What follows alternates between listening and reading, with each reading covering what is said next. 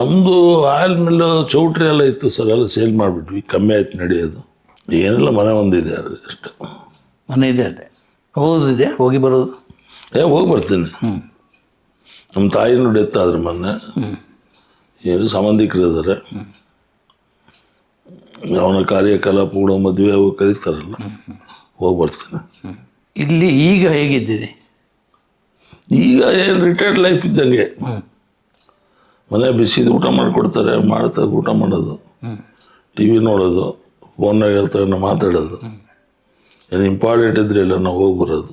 Industry ಅವರು ಯಾರಾದರೂ phone ಮಾಡೋದು, ಆರೋಗ್ಯ ವಿಚಾರಿಸಿ ಮಾಡ್ತಾರೆ.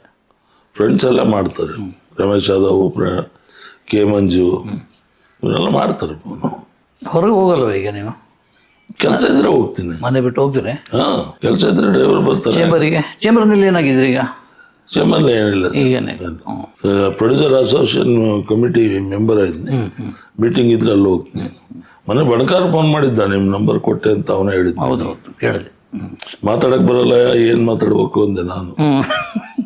ಸೀನಿಯರ್ ಬಣಕರ ಹತ್ರ ಬಣಕರೇ ಮಾತಾಡ್ಲಿಕ್ಕೆ ಒಪ್ಪಿಲ್ಲ, ಬೇಡ ಸರ್ ಮಾತ್ರ ಬೇಡ ಅಂತೇಳಿ ಸೀನಿಯರ್ ಮಾತಾಡಿಸ್ಬೇಕು ಅವ್ರದ್ದು.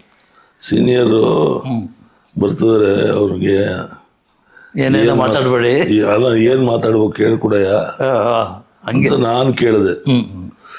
ಅವನು ಹೇಳ್ದ, ಅಜ್ಜಿಗೆ ಮೊಮ್ಮಗಳು ಹೇಳಿದ್ದಂತೆ ಕೆಮ್ಮದ್ ಕಲಿಸು ಅಂತ.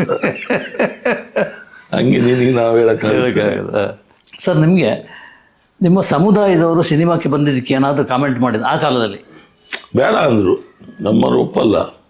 ಅದೇ ಅದಕ್ಕೆ ಇಷ್ಟಪಡಲ್ಲ ಸಿನಿಮಾ, ಎಕ್ಸೈಜು ಇವೆಲ್ಲ.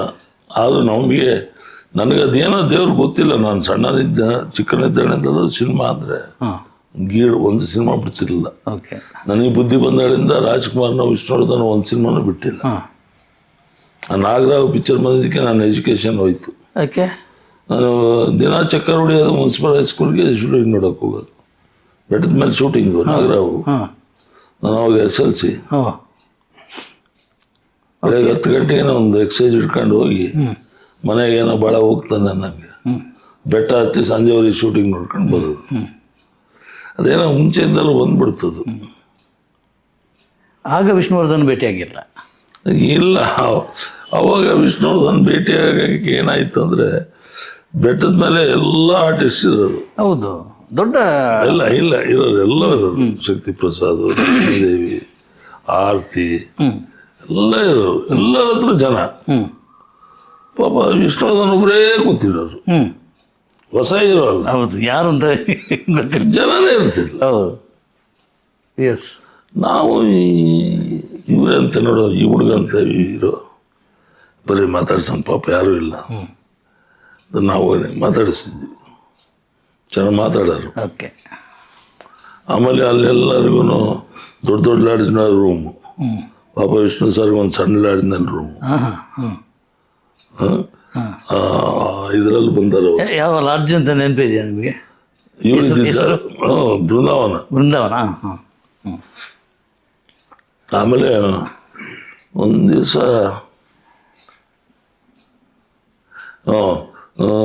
ಸೆಟ್ ಹಾಕಿದ್ರು ಫಸ್ಟ್ ಎಲ್ಲ ರೋಡು, ಮನೆ ಇನ್ನು ಶೂಟಿಂಗ್ ಸ್ಟಾರ್ಟ್ ಆಗಿಲ್ಲ. ನಾವು ಸೆಟ್ ನೋಡೋಕೆ ಹೋಗೋದು ಖುಷಿ.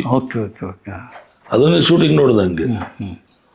ಯಾವಾಗ ಶೂಟಿಂಗ್ ಅಂತ ಗಂಗಾಪುರ್ನ ಹೋಗಿ ಬರುತ್ತೆ, ಒಂದು 5-6 ಜನ ಫ್ರೆಂಡ್ಸು. ನಾಳೆ ಬರೀ ಸುಳ್ಳು ಹೇಳೋದು ಹಿಂಗೆ. ನಾವೇನು ದಿನ ಸುಳ್ಳು ಹೇಳ್ತಾರೆ ಅಂದೆ. ಇಲ್ಲ, ನಾಳೆ ಶೂಟಿಂಗು, ನಾಳೆ ಹೀರೋ ಬರ್ತದೆ. ಅದು ಫಸ್ಟ್ ಡೇ. ನಾವು ಬೆಳಿಗ್ಗೆ 9 ಗಂಟೆಗೆ ರೆಡಿ ಇದ್ದೀವಿ, ಬಿಸಿಲು ಕಾದ್ಕೊಂಡು ರೆಡಿ ಇದ್ದೀವಿ. ಹೀರೋ ಬರ್ತಾನೆ, ನೋಡ್ಬೇಕು ಹೀರೋ. ಅದೇ ಫಸ್ಟ್ ಟೈಮು. ಸಾಂಗ್ ಹಾಕಿದ್ರು, ಹಾವಿನ ದ್ವೇಷ. Tin tin tin tin tin tin ಏನೋ ಬೆಟ್ಟದ ಸೌಂಡು. ಆ ರೋಡ್ನಾಗ ಹೆಂಗೆ ಕೇಳೋದು ಅಂದರೆ ನಮಗೆಲ್ಲ ಆಶ್ಚರ್ಯ, ಬೊಬ್ಬ ಇದೇನೆ ಸಾಂಗ್ ಹಿಂಗಿದೆ ಅಂತ. ಹಿಂಗಂತ ಕ್ಯಾಮ್ರಾ ಹಿಂಗಿಟ್ಟರು, ಆ ಡೌನ್ಗಳಿಂದ ಕಾಮನ್ಬಾವಿ ರೋಡಿಂದ ಹಿಂಗೆ ಬರ್ತಾರೆ ವಿಷ್ಣು ಸರ್. ಹಾವಿನ ದ್ವೇಷ ಅಂತ. ಅಬ್ಬೋ ಏನೋ ಹಿಂಗದಾರ ಇವರು. ಓಹೋ, ದೊಡ್ಡ ಹೀರೋ ಬಿಡಿಯವರು ಅಂದ್ಕೊಂಡ್ವಿ ಅಲ್ಲೇ ಫ್ರೆಂಡ್ಸು. ಓಕೆ. ಅಲ್ಲೇ ತೀರ್ಮಾನ ಮಾಡಿದ್ವಿ ದೊಡ್ಡ ಹೀರೋ ಆಗ್ತಾರೆ ಇವರು. ಆ ಸ್ಪೀಡು, ಆ ಕಣ್ಣು, ಆ ನಡೆ ಆ ಹಬ್ಬ ಅವ್ರ ಶೂಟಿಂಗ್ ನೋಡೋಕ್ಕೆ. ಪ್ರತಿ ಕಣ್ಣು, ಆ ನಡೆ ಆ ಹಬ್ಬ ಅವ್ರ ಶೂಟಿಂಗ್ ನೋಡೋಕ್ಕೆ. ಪ್ರತಿ ಸೀನ ನೋಡಿದ್ದೇನೆ ನೋಡಿ. ಸ್ಕೂಲಿಗೆ ಚಕ್ಕರ್, ಶೂಟಿಂಗ್ ಹಾಜರ್. ಅಲ್ಲಿಗೆ ಎಜುಕೇಶನ್ ಹಾಳಾಗೋಯ್ತು. ನಿನ್ನ ಹಣೆ ಬರ ಇಷ್ಟೇ ಅಂತ ಬಿಡಿಸ್ಬಿಟ್ರು.